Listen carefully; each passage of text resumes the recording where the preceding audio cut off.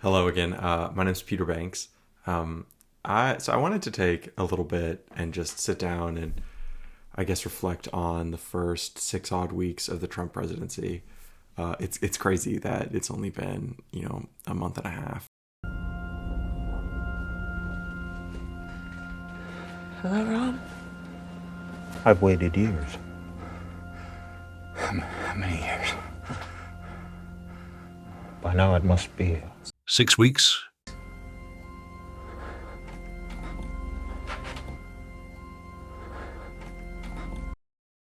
And I wanted to just reflect on my thoughts on it. So in this video, I'm just warning you, I'm going to practice radical candor, and I'm just gonna try to not obfuscate my opinions at all. Of course, I mean I might fall short, and you stuff might get lost in translation. Second warning, this prediction, everything I'm saying, this assessment is coming from a state of total ignorance. If there's one thing that I'm 100% sure about, it's that things are changing. We're approaching the end of what I think is fun to call the short 20th century, which is this period of time after the end of World War II, stretching now into 2025. And it's coming to a close, and what's going to come next will be different, and how Trump handles it is unknown, right? But that's no reason to not make this video right now. Okay, so at a high level, I think I would give Trump about a C+. It's passable. There have been some good things and a lot of really bad things.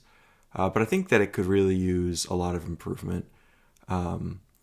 Okay, specifically what I mean by this is that I think Trump has done better than Biden on domestic policy fronts that were really important to me, in particular legal immigration and DEI stuff. But I also think that he's shown himself to be exactly what he always presented himself as, which is a person who is completely devoid of any moral scruples and who has a single motivating, I guess I would say principled underlying system, which is just loyalty. Loyalty. But that, I guess, a part of me cynically thinks that only having one virtue is better than having zero. Okay, so previously in the lead up to the election, I wrote the following, and I'll have it read out. By the way, if you're interested in more of my thoughts in anticipation, or this is almost certainly going to be written up into an essay as well, I recommend you go check out my stuff at Substack. America is, for better or worse, the arbiter of that system, and we seem to have grown tired of it and want to turn inward. What that means for the billions of people who currently live under an effective American empire is unclear, but it matters a lot.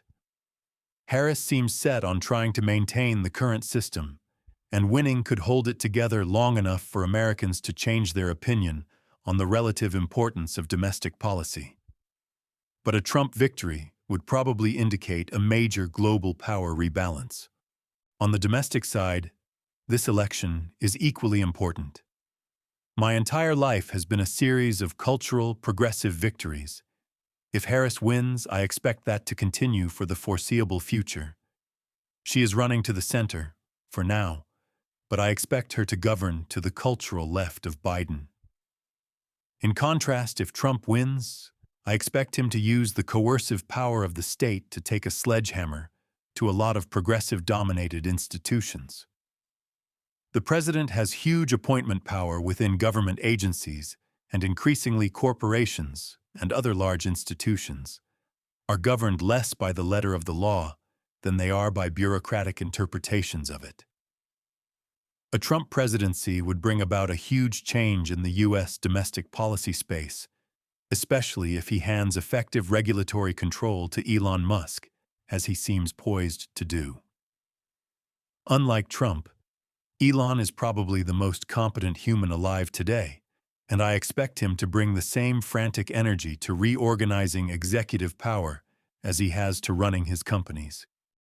Okay, so not to toot my own horn too much, but I think I basically got everything right.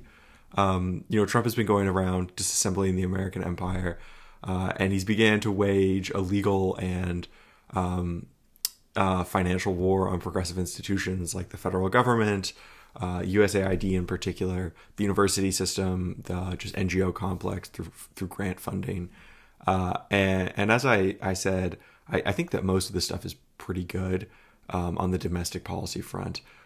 By contrast, though, his international policy, which is where I think he has the most leeway to self-express, has been an utter and complete fiasco.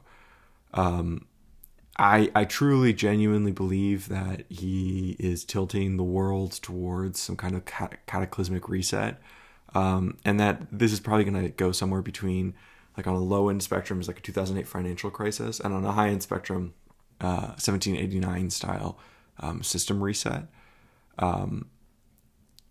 Now, this is far from 100% certain, and everyone, including myself, has routinely underestimated Trump. So, we just have to wait and see what's going to happen.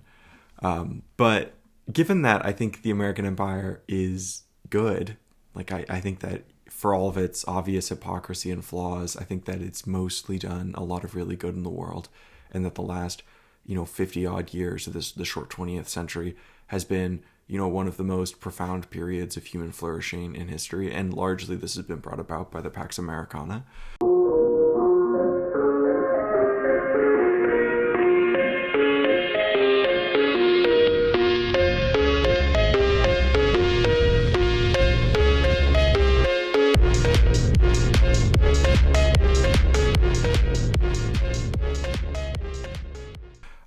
I think that Trump using this leverage to try to extract short-sighted material bribery from the Ukrainian state is just frankly evil, and I don't like it at all, because the truth is that the aid that we gave them freely, and now we're coming back and we're trying to demand more from them for money already given.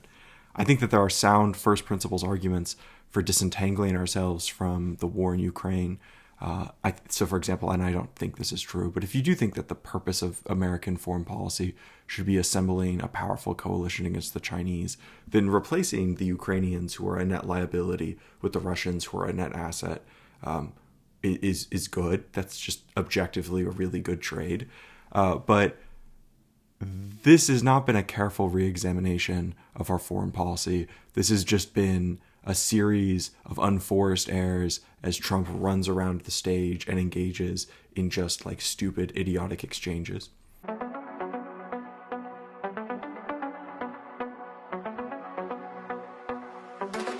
Donald is coming to set you free, bringing the light for all to see. No more tunnels, no more fear. Trump Gaza is finally here. Trump Gaza shining bright, golden future, a brand new life. Feast and dance, the deal is done. Trump Gaza, number one.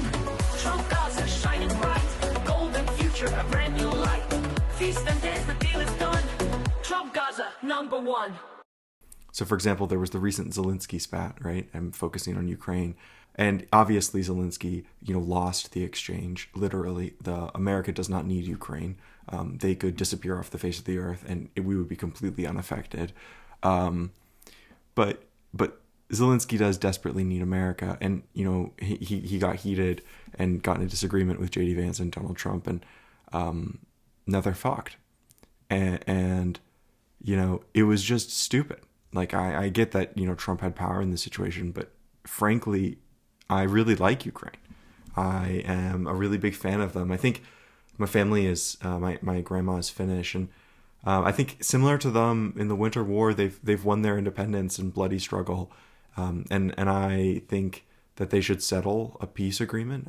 I think that they should have a peace with honor with the Russians, but this is their decision to be made, and although I don't think that Zelensky would win a fair election, the polls don't seem like to show that he would. The person who would probably replace him, Zelensky, I don't know if I'm pronouncing that correctly. It was the former military leader of the Ukrainian army prior to being ejected by Zelensky. And, he's far from some peace hawk. The Ukrainians want to keep fighting. And, I'm okay with us cutting aid to them, but just going around and abusing them is insane to me. Okay, so I've been very critical of Trump's foreign policy, but I gave him a C+. And that's because I think his domestic policy has been pretty good. Before I go into the things that I have been very happy with, I will just get the stuff that I haven't liked out of the way to further assuage that my more little liberal audience members and friends. Wake up, liberal. Shit, wake up, sleepyhead. I made you breakfast. I love you. First, I think that that both Trump and Elon have been pretty erratic. This one really mattered. And I just want to say thank you for making it happen. Thank you.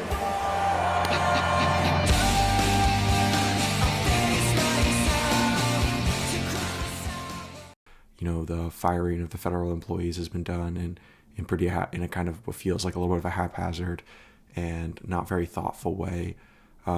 There's been a certain level of just like disrespect that I think is bad, because many of these people were just civil servants who were doing their job. Now, I think what they were doing was not good. Like, I don't think we needed to be funding drag shows in Ecuador, but I don't think that they were doing evil, right? Like they were just trying to do what they thought was right. Now, Elon in particular has been behaving in ways that I think are worrisome, given how capable he is. And I've seen reports that he may have a prescription ketamine use, and I'll be honest, that doesn't make me happy. Peter, what are you doing? Crack? What the fuck? Trump's environmental policy is bad, as it always has been, and that he is going to do significant damage to the climate because of it. And culture war is, as always, the rule of the day. But far more important than any of this is Trump's total and complete disregard for the rules-based system. Now, he said repeatedly that he will listen to the courts. If a judge does block one of your policies, part of your agenda, will you abide by that ruling? Will you comply? Well, I always abide by the courts, and then I'll have to appeal it. But then what he's done is he's slowed down the momentum. And from what I've seen, it doesn't seem like he's not done that yet. Everything he's done seems to be legal, or I should be more specific, when he gets an injunction saying he has to stop, he seems just to stop. But that's not really like that comforting. That at best I could describe his stuff as maybe only slightly illegal. And I don't have any excuses for this. The pardoning of the January 6th was 100% within his rights, but was bad. I would not have done that, in particular the violent ones. I think some of the people who maybe just were walking around and not breaking anything, it's a different situation. The Biden administration definitely went after them more harshly than I think is fair. But yeah, it's his rule of law stuff has not been good, and I predicted that again. Like, I knew that this would be what it was like going in. Okay, so but I do think that he has solved 3 huge issues to me. Or at least made progress towards solving them. And that's these are illegal immigration, DEI, and the cathedral. And I also think that he's moving directionally in the direction, just to repeat myself, of solving a 4th one, which is housing. So let me just go into these, because they each, I think, deserve their own space to breathe.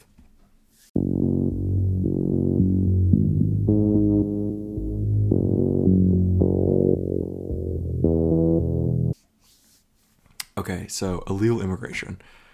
I truly believe that the scale of the betrayal that our political elites have engaged on over migration is going to be difficult for us to understand for at least 100 years. Immigration was always a complicated issue because humans are not, economic cogs that you can just move around in whatever location is most efficient. We're real, living, breathing individuals, and also homogeneity in a society does a lot to contribute to pro-social behavior. This is just a well-founded fact in both sociological and economic research, and also just in people's own lives, right?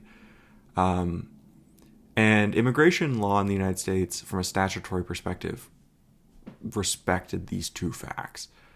It's very difficult for people to legally immigrate into the United States, and they really have to go out of their way to either prove familial connections with people who are already citizens, or their ability to really contribute to this society.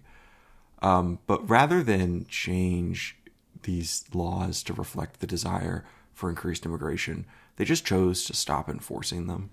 And because of the 14th Amendment, which abolishes the existence of a legal underclass in the United States, these people were sanctified as U.S. citizens, or I should be more specific, their children were. And we're talking numbers in the tens of millions of here of people who are illegal immigrants in the United States and the children of illegal immigrants. Now, if our government had a long history of tolerating the desecration of our national borders and the cheapening of our citizenship, the Biden administration just turned this up to 11. The main mechanism that they did this through was the asylum process, which was something that was set up in the aftermath of World War II as a result of just the horror at the Holocaust and the unwillingness of countries to accept Jewish refugees. But that has been just turned into this scam to allow fighting age men who show up basically illegally at the border to enter. I'm not going back to Haiti. One of those threats is this illegal alien from Haiti. ICE says he's a gang member with 17 criminal convictions in recent years. Trump, you feel me? Yo, Biden forever, bro. Thank Obama for everything that he did for me, bro. Haitian migrants who were deported to Haiti today attacked pilots and immigration officers on another flight after it landed in Port-au-Prince. So the plane carrying single adult men were released from the aircraft to Haitian authorities on the airport tarmac. Then, NBC News reports several of those men stormed another recently arrived jet carrying families.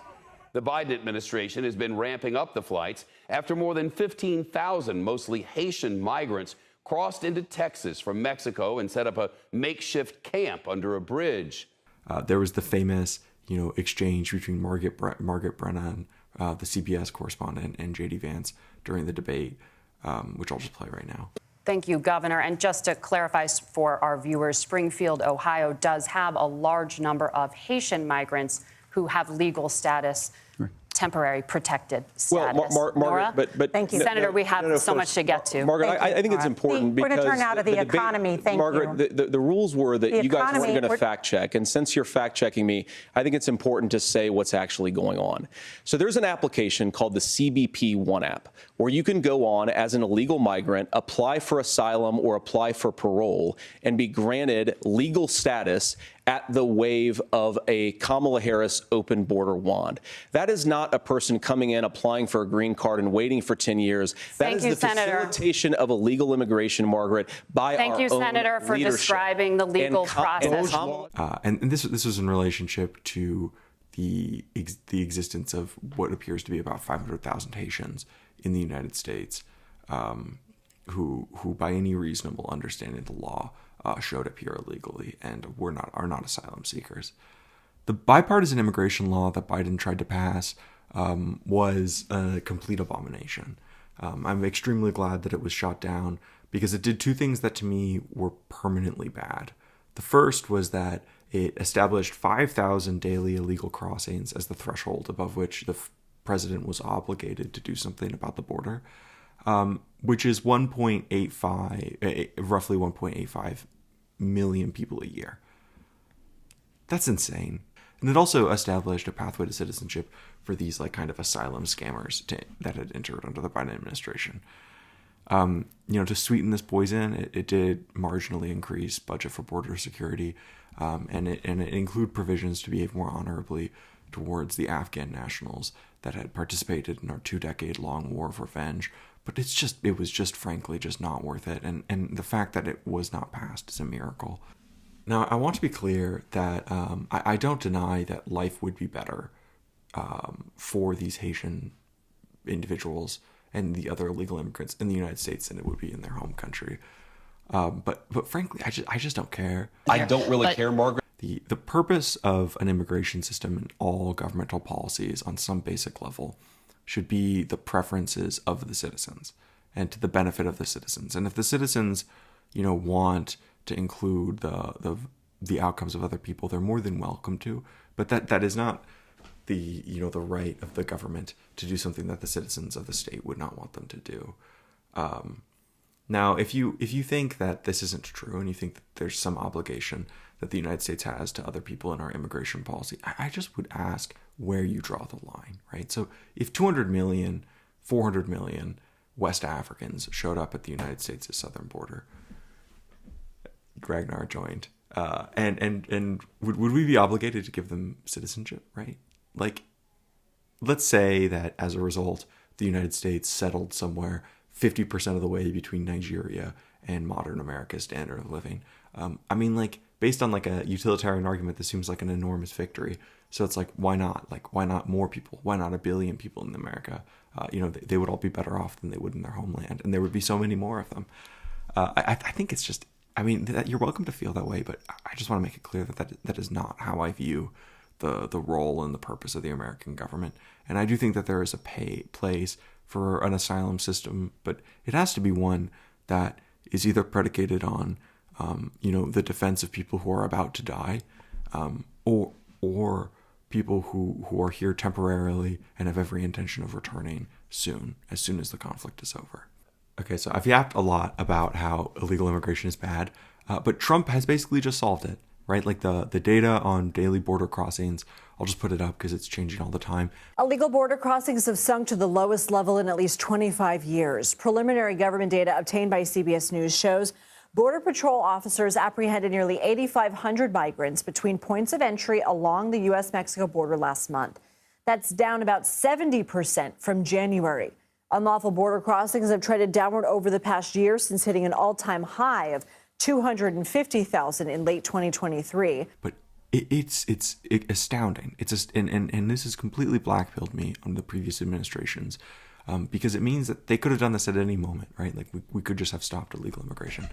So that's where I'm going to end this. But this is huge, right? Like I really cannot emphasize enough how massively important this is. There were periods of time during the Biden administration that there were more people entering the United States illegally than there were being born in this country at that time.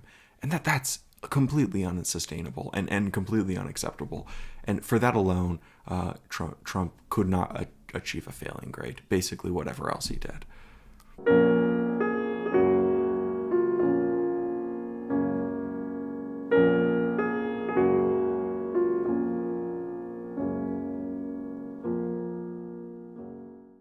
Okay, so I'm a white guy, as you can tell, and I'm what you would call like a heritage American. So that means that my family has been here for a long time. Hello, my name is Glenn Tennis, and I'm here today with my good friend and the star of my new film, The Pilgrims, Grum. On my dad's side, we've been here since the 17th century in many cases. So the diversification of this country was always going to bring about, the complexities. And this diversification happened partially because of illegal immigration, but also partially because of legal immigration. And it, as America became a country that was not homogeneously white and black, it introduced new dynamics. And we always were going to need something like DEI to help us navigate these new complexities. But the way that it was implemented was, in my humble opinion, a complete fucking disaster, and one of just these insanely horrifying, stupid, unforced airs of just like idiocracy. And there was this period of time during the 2020 pandemic that it became pretty obvious that the purpose of diversity was to shatter the heteronormative white society that had existed previously. I'll just be bold and claim undeniably sitting in systems that are meant to assimilate us. The whole founding of formal education in these territories was meant to erase indigeneity, scrubbed clean to participate in a settler society. Why bring that up now? Well, we still live in a settler colonial reality. Flick that white man off your shoulder. So when you see the word white, what comes to mind?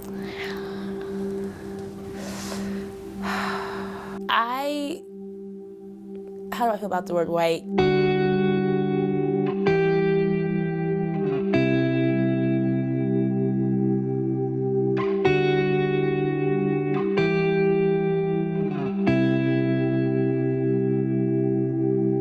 Privilege, I think power, access, luxury. And then, around 2022, they put the mask back on.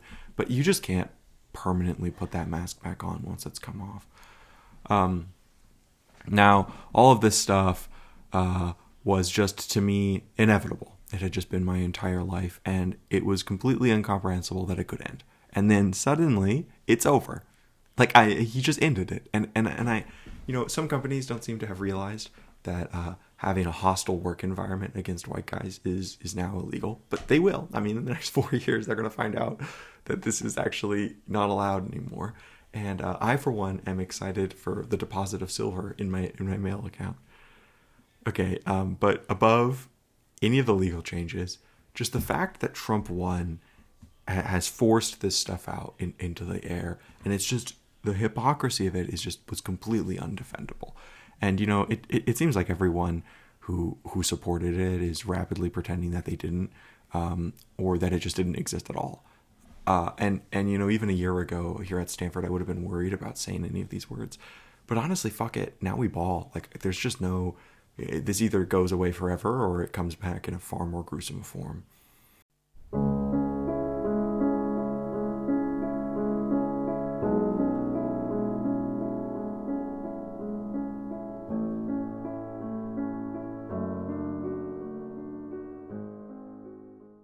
I want to talk about the cathedral. So the cathedral is this idea that Western civilization is dominated by a clergy of unelected bishops who actually write policy rather than the elected officials that we have.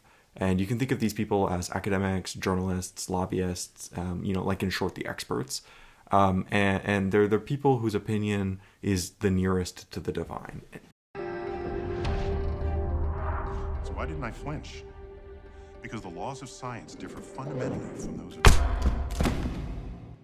And I want to be clear, like every society needs some class of clergy who's able to differentiate the truth from falsehood. And that as long as the people who are involved in this are behaving virtuously, this is a central backbone to the society. And the cathedral in the United States is mostly composed of people, as almost every religious organization is, that are, with notable exceptions, honest and hardworking people who strive after the truth. But they're also people with their own, class self-interest, as always.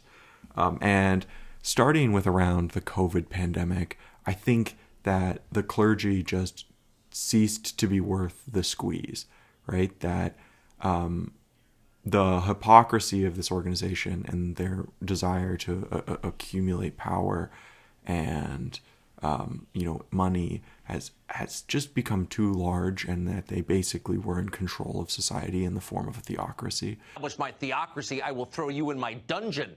And this is coming from a deacon of this church, right? I'm a PhD student here at Stanford, and I was raised by a family with the proper respect for the church, and so this has not been an easy realization for me, or a pleasant one. We've arrived at the point that college and much of journalism is just a scam. So let me give an example when it comes to college, just to highlight how much I think that it is a scam. I like to play a little thought experiment, which goes like this. So suppose that you had one of two options. Option one is that, you could acquire all of the knowledge of a Harvard degree, but no one would have any idea that you had it, right? So you could tell people like, oh, I know these things. You could talk about any of the specific things you would have learned, but you actually, you're not allowed to say you went to Harvard. Or the second alternative is that, everyone thinks that you went to Harvard. You'll never get caught. You're not even a lie, but you don't even feel guilty about it. But you actually know nothing. It's like you got a Harvard degree. Let's say you attended there and you just learned zero things, right? And which of those would you choose? Would there be anything but a commitment to the truth that would have you choose option two? People know you went to Harvard, but you learned nothing. Because if you just want the information, I'm excited to tell you that it's all been uploaded online, and bon voyage, you're welcome to learn. The truth is that, it's just whatever good it was doing, it has passed. You have sat too long here for any good you have been doing. Depart, I say, and let us have done with you, In the name of God, go. Oliver Cromwell. It requires reform on a pretty massive scale, and Trump has taken a sledgehammer to this system and appears to be winning.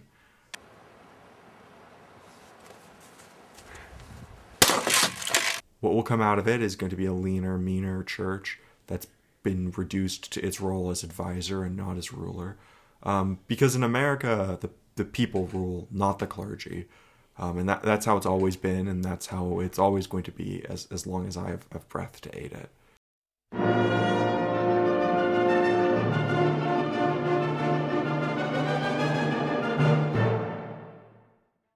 Okay, before I get to my final thoughts, I want to go over housing. So, Trump has done some small marginal things around regulatory reform, and but really what is interesting and important here about housing is that his party has succeeded in at least somewhat solving housing, and they're economically vibrant states. So if you go look at like rent costs in places like Austin, and I look at compared to rent in places like the Bay Area, and I want to kill myself. It's just ridiculous. It's, California, please, you have to build houses. And it's not just housing, but it's the whole, when I say housing, but it's the entire, dynamic of just living in an environment. The truth is that I live in California, and there's just homeless people everywhere. And, sometimes they'll yell at you. I was recently at the park, trying to eat lunch, and I was sitting on a bench, and this black homeless guy, I had my headphones in, so I wasn't really hearing exactly what he was saying, but he was just screaming at me, something about like, oh, this is my bench, get away from this bench. And he started like taking his shirt off visibly to fight me. So I had to like get on my bike and bike away. And this is on campus. Like, I'm just like chilling out. And this is, in many very blue states, this is a common experience, to just have like utter insanity happen to you all the time.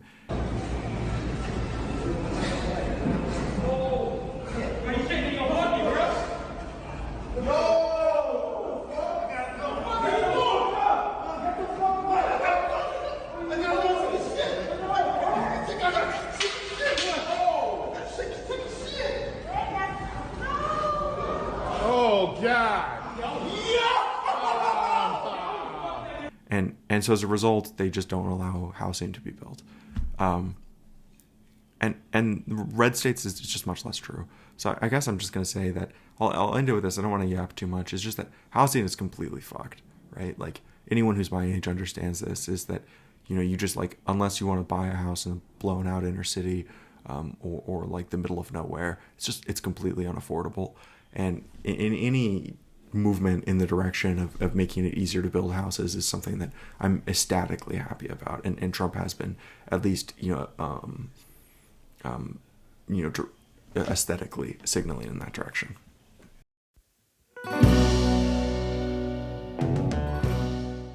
So I haven't even been able to touch on, I feel like, half of the stuff that Trump has done. There's just been so much, but Trump has been, as I expected, just a complete mixed bag. His presidency has accomplished more in 6 weeks than I think Biden did in 4 years. And I expect the pace to stay frenetic for at least until the midterm. And that's makes me feel confused, right? Like, I think that I'm torn between the sclerotic nature of the previous system, the Ancien regime, and also just the realization that with a king comes a certain style of plunder that has just never been common in American history. I feel a little bit like torn between Saul and the Israelites, right? Where I'm not sure exactly what was necessary, but we have a king now, and that's how it is. When that day comes, you will cry out for relief from the king you have chosen, and the Lord will not answer you in that day. 1 Samuel 8:18. But because we have a king, this means that we kind of have like an obligation to be more thoughtful about our presidential elections than we ever have been before. In the past, we could just vote for people who didn't really want to do anything specific, because the role of president was largely just viber in chief. But now that's just not true anymore. And Americans have an opportunity to select who succeeds Trump in 2028. And, with this new executive age, of presidential power, because let's be clear, that's the next president will also be extraordinarily powerful. It is one that, calls for thoughtful reflection about who it is who's capable of the most good. Because I think that at this point that should be the goal of our political society, is to find the person who's capable of doing the most good for the American citizens, and then entrusting them with the sacred obligation of power. Anyway, peace.